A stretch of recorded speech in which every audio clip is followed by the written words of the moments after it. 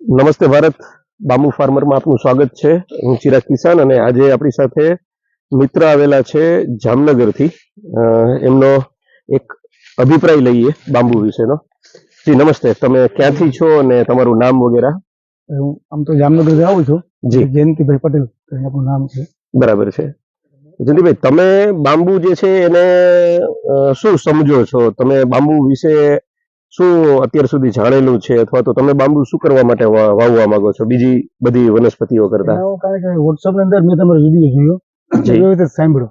બરાબર. બીજી વસ્તુ એવી છે કે એમાં ધ્યાન બહુ દેવું પડે. ધારો કે કપાસ વાવ્યો હોય તો કપાસ ની અંદર માવજત ઘણી કરવી પડે, છતાં પણ છેલ્લે શું હાથમાં આવી બહુ નક્કી નથી હોતું. બરાબર છે. પણ આપણો વિડીયો સાંભળ્યો એટલે મને ખ્યાલ આવ્યો આમાં ઉત્પાદન તો કદાચ ભલે ઓછા મળે, જી પછીની વાત છે, પણ આને સાચવવા માટે કાંઈ મહેનત કરવી પડે કે આમાં વરસાદ નડે કે દુષ્કાળ નડે એવું આમાં બહુ તકલીફ નથી. બરાબર છે. ધ્યાન દેવાની જરૂર નથી. જી ઓછું ધ્યાન દેવા માટે ઓછા ખર્ચે આ બાંબુ થઈ શકે એમ છે. તો એ વાતની ઉત્પાદન ને 3 વર્ષ પછી આવે. જી પણ એટલું ધૈર્ય કદાચ ને જાજુની કઈ કપાસ જેટલું કદાચ આવશે જ. હા, કપાસથી તો વધારે જ મળે છે. 100% વધારે બેનિફિટ એ છે કે આમાં ગમે ત્યાં દવા છાંટવી પડે, ગમે ત્યારે માણસો મળ્યા ન મળ્યા તો ગમે કઈ ઉતારવો પડે, એ આમાં કોઈ ઇમરજન્સી કઈ આમાં જોખમ આવતું નથી. એના માટે થોડુંક આમ મેં એવું આવી જાય વિચારો કે કદાચ વાવી શકાય એમ. બરાબર છે. અને બીજું કે આમાં જમીનને પણ બહુ એવું નથી આવી જમીન જોઈ ત્યારે આટલું પાણી જોઈ. જી જેવી જમીન જેવું પાણી એ પ્રમાણે બાંબુ જે છે અલગ વેરાયટી ના વાવી શકાય. એટલે આમાં વિચાર આવે કે આમાં કઈ વાંધો નથી, એવું મને તો વિચાર એવો એટલે મેં તમને તમારે જે વોટ્સઅપ જોયો ને આપને ફોન કર્યો છે. બરાબર છે. પછી એ વિચાર મેં કીધું ફોન કરતા જે રૂબરૂ જાય, જી કઈ વસ્તુ હોય, યસ અમે મળી ખેતર જોઈએ, આપણે બાંબુને સમજીએ. જી યસ. તમે પણ જે છે જયંતિભાઈની જેમ તમારા જ ખેતરની અંદરમાં કે તમારી જ કોઈ પણ જમીનની અંદરમાં જો બાંબુ વાવવા માંગતા હોય તો તમે પણ સૌથી પહેલા બાંબુને સમજવા માટે થઈને, જાણવા માટે થઈને અમારે ત્યાં આવી શકો છો. અમે દર મહિને એકવાર બાંબુની શિબિર કરીએ છીએ. એ શિબિરમાં એક સાથે આવી શકો છો, જ્યાં 3-4 પ્રકારના અલગ અલગ વેરાયટીના બાંબુના ફાર્મ એક જ જગ્યાએ મોડેલ ફાર્મ છે તેની વિઝિટ, જેથી કરીને કઈ વેરાયટી ક્યાં વપરાય છે, કેવી કેવી રીતે એ વેરાયટી કેટલા વર્ષે ઉપજ આપે છે, કેટલી ઉપજ આપે છે અને કઈ વેરાયટી નાખવાથી કેટલો ખર્ચો આપણો થાય છે, એ તમામ માહિતી તમને અમારે ત્યાં વિઝિટ કરવા માટે જ્યારે આવો છો ત્યારે શિબિર દરમિયાન જે છે જાણવા મળશે.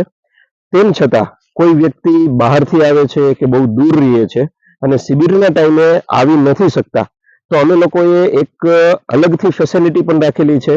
આજે મોડર્ન યુગ છે, મોડર્ન જમાનો છે, તો મોડર્ન જમાનાની અંદરમાં ઓનલાઈન સિસ્ટમ રાખેલી છે. તમે તમારા ઘર બેઠા પણ દરેક પ્રકારની માહિતીને જે છે એ અમારા થકી લઈ શકશો, ઝૂમ મીટિંગ અથવા ગૂગલ મીટ થી. તો તમે પણ આવી રીતે અમારી સાથે જોડાઈ અને બાંબુ વિશે જે છે સંપૂર્ણ માહિતી લઈ શકો છો, રૂબરૂ આવી શકો છો, અથવા તમને કોઈ ડાઉટ લાગતો હોય કે તમારા જમીન પાણી પ્રમાણે કઈ વેરાયટી ઉછરશે, તો અમારી જ ટેકનિકલ ટીમને તમે લોકો બોલાવી અને ત્યાં રૂબરૂ કઈ વેરાયટી શરૂઆતમાં સારી થઈ શકશે અને કઈ તમારા પસંદગીની વેરાયટીમાં રહેશે તે જાણ કરવા અમારી વિઝિટ પણ તમારા ખેતરે તમે કરાવી શકો છો. જે બધાનો નોમિનલ ચાર્જ રહેશે, જેથી કરીને આપણે લોકો જે ચાર્જ પે કરીએ છીએ એ તો નજીવો છે, પણ ચાર્જના કારણે થઈને સિરિયસનેસ રાખીએ છીએ અને એક ફિલ્ટર લાગે છે કે કોઈ પણ વ્યક્તિ ખાલી સપનાથી આગળ કામ કરવા માટે અવનવત ફોન કરીને હેરાન પરેશાન ન કરે અને સિક્યુરિટીથી પરફેક્ટલી જે માણસને કામ કરવું છે તેની જ સાથે અમારે વાતચીત થઈ શકે અને તમને યોગ્ય સમયે ટાઈમ આપી શકીએ. Thank you very much. ધારો કે 2 વર્ષ પછી બીજું વાવતું બંધ થઈ ગયું. હા, પણ હવે છાયમ થાય એવું તમે કઈ કર્યું?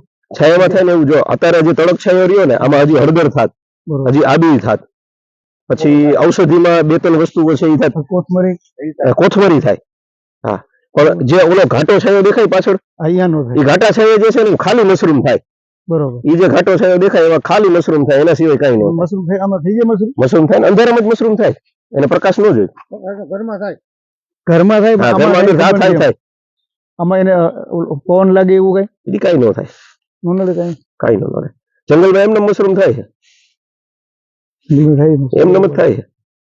તમે ખેતર કરશો એટલે ખેતરમાં ઓટોમેટિક આવશે મશરૂમ, ઓટોમેટિક ક્યાં આવે જ્યાં ઓર્ગેનિક ઢબ જે છે ને ચાલુ થઈ જાય. તમે અહીંયા તરબૂચ વાવો મહેનત કરો છો ને? કોઈ નથી થતા જોઈએ. બેંગ્લોર તમે જાઓ જંગલ આખા ભર્યા તરબૂચ એને જે લીલા પટ્ટાવાળા ઓલા પટ્ટાવાળા આવે ને સફેદ, હા બધા બેંગ્લોર ના તરબૂચ છે અહીંયાથી. આમાં ઓલું મધ થાય મધ થાય પણ તમારા આપણા પોલિનેશન થી ન થાય, નો થાય ને એ બાજુવાળાના પોલિનેશન થી થાય. બીજું કંઈક વાવે છે ઈ જ કહું એમને આપણામાંથી કહું બાજુમાંથી તો ના, આપણામાંથી ખબર નથી. પડી આમાં કઈ ફૂલ નથી આવો ને એટલે નો થાય ને મધ ટકે નહીં આમાં. મધ નો થાય મધ બેસે ખરા આમાં, મધ એટલે બેસે કે એને શું કહેવાય સેલ્ફ પ્રોટેક્શન. આમાં તમે હલાવતા નથી એને. એના માટે તો બોક્સ આવે ઈ બોલી જાવ બોક્સ આવે હા. પણ એ તમે આમાંથી રસ આમાંથી કઈ ન લઈએ કે નો લે ને ઈ વસ્તુ આમાં આમાંથી લઈ ન કે કઈ, પણ એક વસ્તુ છે અમે જે અનુભવ કર્યો છે એ પ્રમાણે, તમે બાજુમાં કપાસ વાવ્યો કે બીજી કોઈ પણ વસ્તુ વાવી, તમારા ખેતરમાં કોઈ પણ પ્રકારની ફંગસ આવી, તમારા ખેતરમાં મિલીબગ આવી, તમારા ખેતરમાં ઈયળો કઈ પણ આવી, દરેક વસ્તુ અહીંયા શિફ્ટ થઈ જશે. મધના હિસાબે મધ નહીં, મધની યારે કઈ નહીં, બાંબુના હિસાબે. બાંબુનો પોતાનો નેચર એવો છે કે ઈ પોતે શોષી લે છે દરેક વસ્તુને. આની ગાંઠથી ગાંઠ જે રહી ને ઈ હવામાંથી પણ જે છે મોઇસ્ચરને લેવા માટે થઈને પ્રેરાય છે. એટલે બાજુના ખેતરની તકલીફ જેટલી રહે ને એ બધી તમારા ખેતરમાં આવશે, પણ એ તકલીફ તમને કઈ લાગુ પડતી નથી. બરોબર આમાં ને આમાં મિલીબગ બે ને એટલે પેલા કાયદેસર રીતે સફેદ કલર હોય, પછી ધીમે ધીમે કાળો કલર થાય, પછી ચીકણી થઈ જાય, ટીપા પડે ને તમને એમ થાય કે આ મધ ટપકે કે શું થાય છે, ત્યાં સુધીનો ચીકાશ આવી જાય, પણ એ આને અસર નથી કરતી. હા, એ રોપા જો નાના હોય તમારા, હજી તમે વાવીને 6 મહિના કે 8 મહિના થયા છે, તો એ રોપાને આગળ વધતું અટકાવે, એ પાંદડા ખોલવા ન દે. ત્યારે એકવાર રોપો મોટો થઈ ગયો છે પછી એને કઈ તકલીફ નથી. બ્રાન્ચીસ ને સાઈડ બ્રાન્ચ ને હા સાહેબ જારી આ બધી રે હા, આને સાઈડ બ્રાન્ચ ને જ્યારે પેલું કટિંગ લેશું કાં તો ત્યારે આપણે કટિંગ કરી શકીએ, અને કાં જેમાં સાઈડ બ્રાન્ચ અત્યારે તમે જોવો છો આ અહીંયા સુધીની સુકાયેલી થઈ, અહીંયા સુધીની. આયલી ચૂકાઈ ગઈ. હા, બાકીની હજી બાકી છે, તો એ આખે આખી જે છે સુકાઈ જાય, અને આ જે ઊભી રહી હા. એ આખે આખી સુકાઈ જાય, એના પછી એને કટિંગ કરવાનું. જ્યાં સુધી લીલું છે ત્યાં સુધી કટિંગ નહીં કરવાનું. બરોબર કેમ કે લીલાનો મતલબ એવો થાય છે કે એની પાસે જે જમીનમાંથી ન્યુટ્રિશન લીધું હતું એમાંથી જે બન્યું હતું, હવે એ જ પાછું જે છે એ નવા ઓલાને આપી દઈએ છે બરોબર નીચે. એટલે એની મેળે સુકાઈ જાય હા,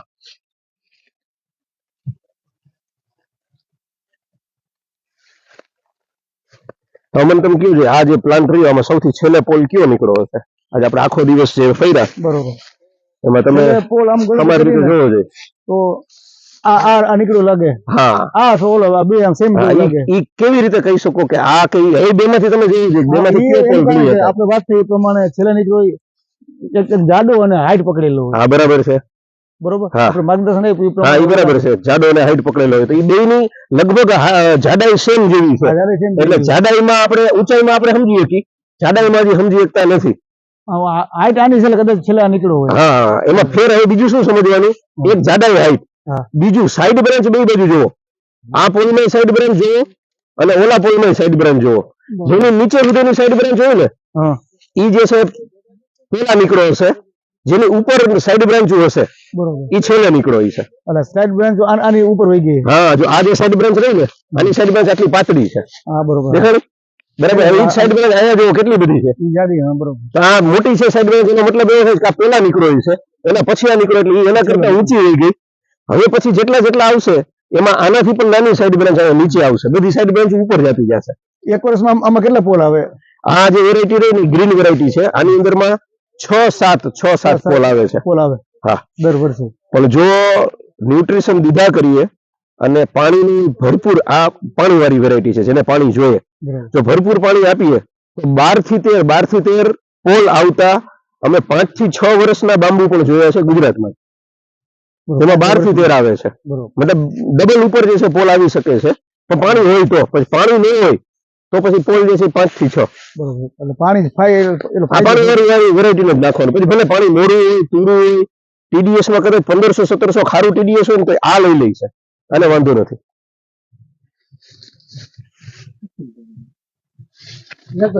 આમાં બિલકુલ બિલકુલ લે.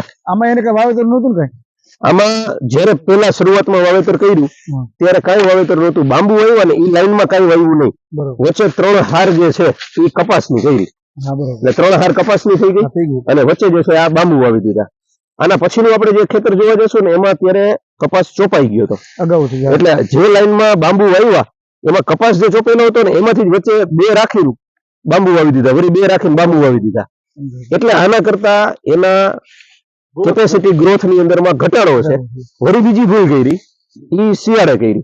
શિયાળે આની અંદરમાં મગફળી વાવી હતી એને આમાં, હા. એટલે આમાં મગફળી હતી એટલે નીચો રહ્યો, હા એ નીચે અને ઓલાએ જે છે મકાઈ વાવી હતી. એક તો પેલા જે છે કપાસે ખેંચી લીધું અને પછી વળી પાછું મકાઈ ખેંચી લીધું, એટલે જે પેલા વર્ષે જે ગ્રોથ થવો જોતો હતો ને ઈ ખેતરમાં ગ્રોથ ન થયો. અમે એવું સમજ્યા હતા કે ઈ જમીન પાણીને એટલી માફક નથી એવી વેરાયટી જેટલી આને આવી, પણ એક વર્ષ પાછળનું ગયું ને એમાં ખબર પડી ગઈ એમને કે ના એવું નથી. આપણી શરૂઆતી ભૂલ જે છે ને ઈ આંતરપાકની શરૂઆતી ભૂલ છે. એટલે આને ખાતર તો જરૂર નથી, કારણ કે આજે એનું ખાતર કઈ મળી રહેવાનું. આટલું થઈ ગયું. હવે તમે આમાં કાયદેસર રીતે જોવો એકવાર. એ તો મને ખબર. અને કેટલા છે આ વર્ષના, બરાબર છે. હવે તમે જે જોયું છે ને આ આવતા ગયા વર્ષના છે. આ બધું કાળું કરી નાખ્યું છે, બરાબર છે. આ બધું હરાવી નાખી, કાંઈ રહેવા દે, કાંઈ ન રહેવા દે. હજુ તમે જાઓ માટીમાં અંદર, આ જે દેખાય ને આ મૂળિયા આના આવવાના ચાલુ થઈ ગયા છે બાંબુના. અને આમાં જ પાણી બહુ ખાતર થઈ ગયું, બરોબર. હા. 5 વર્ષ પછી ઓલી સાઈડ એમાં પાણી નથી પાવાના. એનું ખાતર તો કેવી રીતે પાણી ભેજ વગર તો બધી બાજુ તમે પાવ છો, તમે ભૂલ કરો છો. અહીંયા પાણી પાયું, આના માટે અહીંયા પાણી પાયું. હા બરોબર. તો આના માટે અહીંયા પાવ જ છો ને.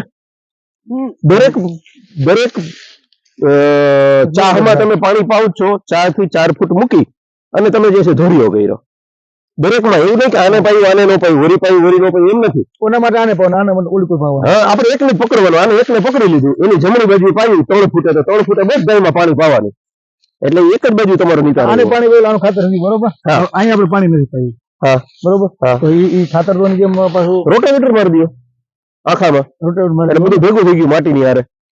ભલે એના મૂળિયા ઉપર જ છે, આપણે જે તારા જોયું આ મૂળિયા ઉપર જ હતા. રોટાવેટરમાં ભલે એવલા થઈ ગયા, આપણે વાળ જેમ કાપો વળી વાળ ગ્રોથ થાય છે, એનું થતું જ રહેવાનું છે.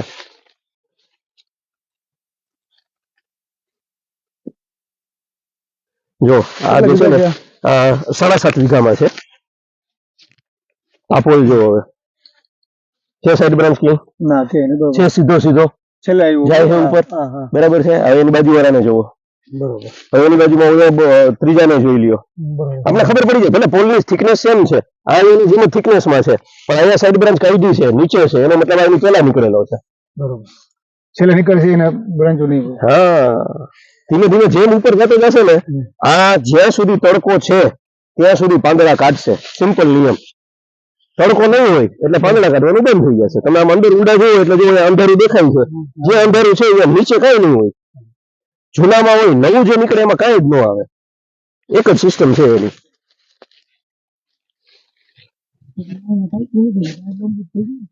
હા, એ બંધ જ થઈ ગયો. આપણે શું છે આ બાંબુની ખાસિયત શું છે, હકીકતે આપણે આમાં ખર્ચો કઈ કરવાનો છે નહીં. એટલે હવે આવું કાપી શકું, પણ જો મારી પાસે અત્યારે કોઈ વેપારી આવે હળવદ થી કે બાજુના ગામડેથી, મને 8 ફૂટના પોલ આપો, તો મારી બહુ મોટી હાઈટ નથી એટલે આને ડબલ કરી અને 6 ફૂટ ને 8 ફૂટના કાપીને એને આપી શકું. પણ હવે અત્યારે મારે કાપવું તો જે એના ખોરાકની જે વાત હતી, આ કેમ આપણે જોયું ત્યાંથી આ પાછળ જાય છે, એ ખોરાકની જગ્યાએ મારે વળી પાછી કોથળી લઈ આવીને નાખવી પડે આમાં. નો કાપી એમાં ફાયદો હોય. એટલે કાંઈ શરૂઆતમાં કાંઈ કરવાની વાત નથી આવતી. પેલું કટિંગ જયારે કરીએ ને ત્યારે આપણે જેટલું નડતર રહેશે ને બધું આપણે ઉડાડી દઈશું.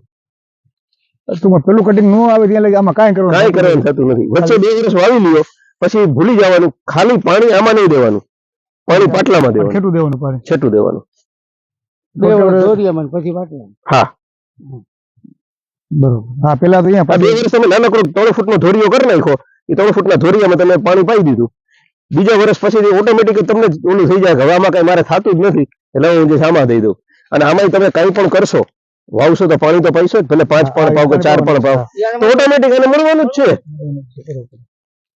તેથી પછી તમારે માની કા ફૂટ થઈને તમે કટિંગ પેલું લેવાનું છે, આ જાડું થઈ ગયું તો કચરામાં તો જવાનું છે ને, આરામથી. તમે એની વાત કરો છો, એવા ફાર્મર પડ્યા છે. આને તમે તો ખાલી કચરો જ ગણો ને, ઓલું તો પોલ છે, આ તો સાઈડ બ્રાન્ચ જ થઈ ને, જે હાવ પાતળી છે. આ સાઈડ બ્રાન્ચ ને 15મી ઓગસ્ટ અને 26મી જાન્યુઆરીએ તમારી પાસે ખાલી એટલી કેપેબિલિટી હોવી જોઈએ કે સરપંચ ગામના હોય તો સરપંચને તમે મનાવી લો, એની પાસે 10 થી 12 હજાર રૂપિયાનું ફંડ હોય. આ 2 દિવસે રિપબ્લિક ડે ના દિવસે ધ્વજા જે રહે ને આપણી રાષ્ટ્રીય ધ્વજને 2-2 ફૂટના અંતર જ જોઈએ.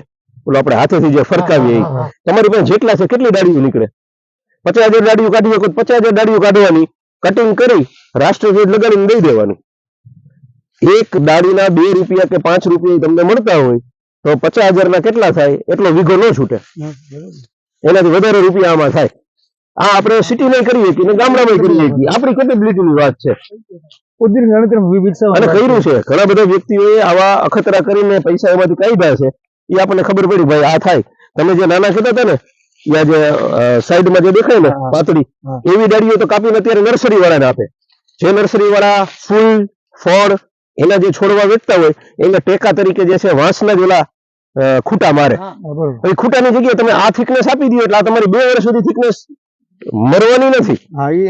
એટલે ઈ જે છે ઓલાને કટિંગ કરીને દઈ દીધી ભાડિયું બનાવીને એ 5 રૂપિયા 10 રૂપિયામાં આગળ જશે એ વેચી નાખે. ખર્ચા નીકળી જાય એમાં. સીધી જ વાત છે. પણ કોના માટે? જેને પોતાને કંઈક એમાંથી અત્યારે કરવું છે તો બિઝનેસ કરવું. તમારે કંઈ કરવું જ નથી તો જવા દેવાનું, 1 રૂપિયો કાઢવાનું નહીં.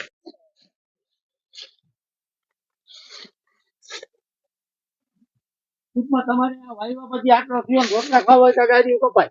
બસ રોટલા ન ખાવા તો જવા દે. જવા દો. તમારે આના ઉપર નિર્ભર છો કે નહીં એ જોવાનું. હવે જેથી આ જાડું થાય તેથી કચરામાં તો જાહે. હા, બાયોમાસ તરીકે તો વયું જ ગયું, વજન તો દઈને જવાનું છે. પણ જો લીલું કાપી નાખ્યું તો ન્યુટ્રિશન દેવું પડે છે. તો સુકાવા દે ને ભલે ને ઉપરથી સુકાવા પછી કાપવામાં નુકસાની આવે. આ એને લીલું છે ને ખોરાક આપે. એ મતલબ લીલું કાપવાનું નથી થતું. હા હા, તમે વચ્ચે હળદર વાવો છો, તમે વચ્ચે એમ ધારો છો કે મશરૂમ કરવું છે તો એમાં ઉપજ કંઈક લ્યો છો તો તમે સાઈડ બ્રાન્ચ જેટલી નડતી હોય બધી કાપી નાખો. તમે કંઈક કરો છો એમાંથી પેદાવાર લ્યો છો તો બરાબર છે, કંઈ કરતા જ નથી તો પછી કઈ એનો મતલબ નથી.